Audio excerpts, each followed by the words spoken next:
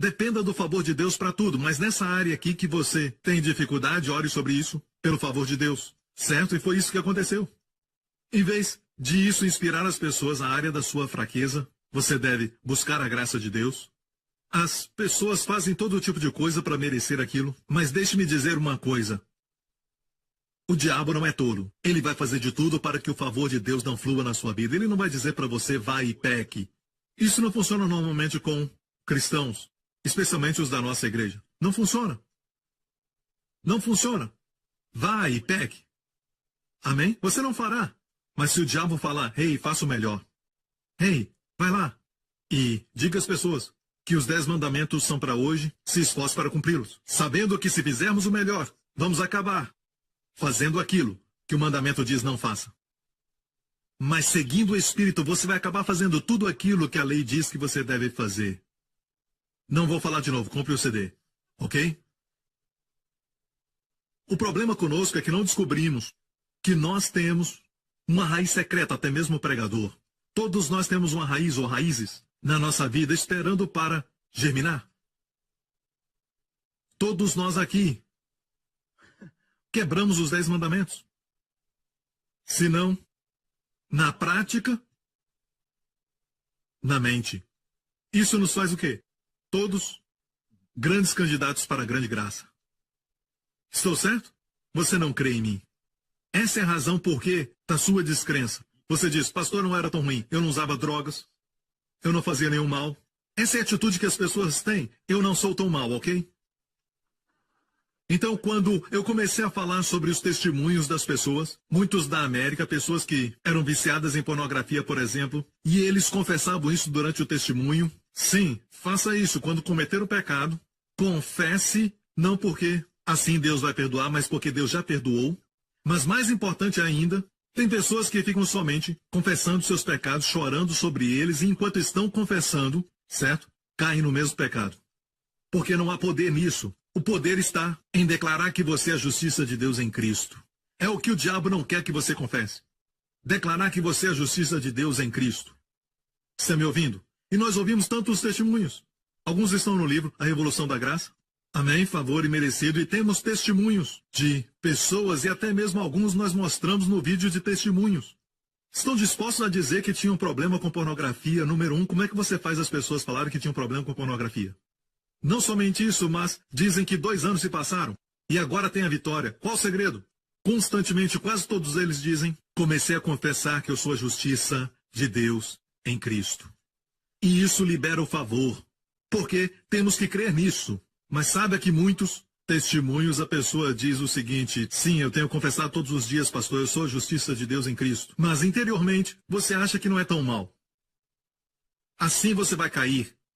Porque isso está dentro de você. E mesmo que você diga que confessa que Jesus é a sua justiça, interiormente você não se conhece. Você realmente acha que não é tão mal assim. Que a sua carne é tão ruim. Todos nós temos carne. Você não é sua carne, mas a carne é aquela parte que nesta manhã não queria acordar.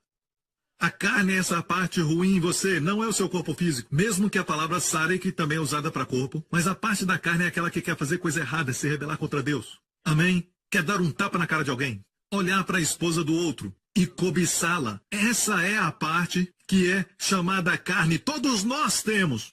Até o pregador. O que Deus quer que aprendamos, igreja, é isso. Que a nossa carne é muito ruim. E muitos de nós não sabem como ela é ruim. Agora nós somos uma nova criatura, o Espírito. Você não é sua carne. Da mesma forma que uma farpa no meu dedo não me faz uma madeira. Eu não sou uma trave nem um poste de telefone, sabe? Mas a farpa no meu dedo me machuca, a carne vai te machucar. Não acaricie. Amém?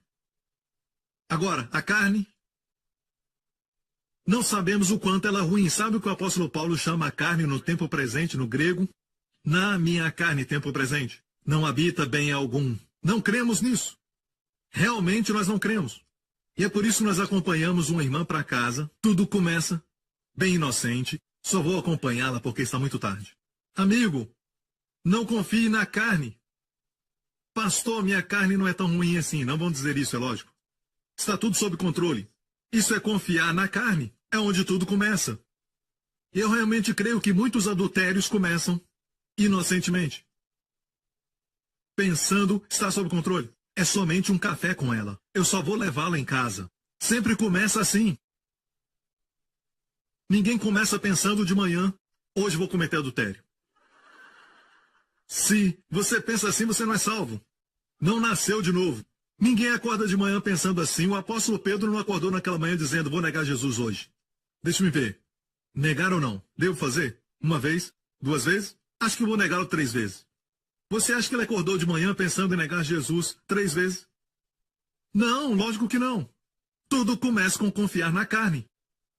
Então, por que nós, às vezes, pensamos que não somos tão ruins, não tão ruins como aqueles que, abertamente, usam drogas e fazem coisas desse tipo? Eu tenho um testemunho aqui de uma pessoa que usava drogas, mas não sei se vou compartilhar hoje.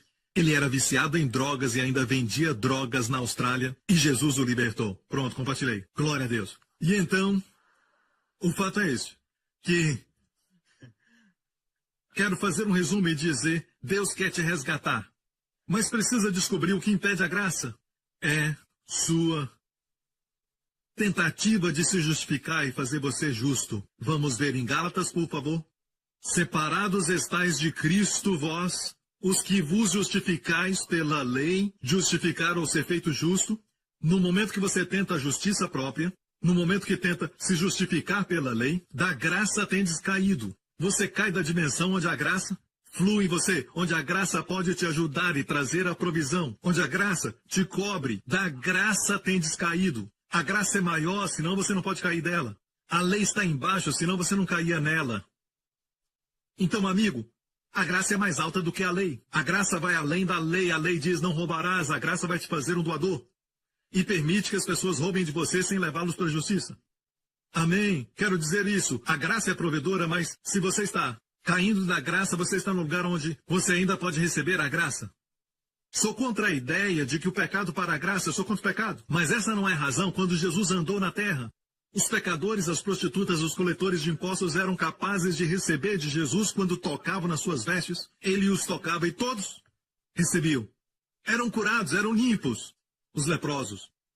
Os que não podiam eram que achavam que não era tão ruim e conheciam a Bíblia capa a capa com justiça própria.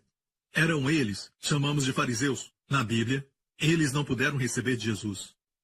Não que a graça não queria prover, mas sim que caíram da graça.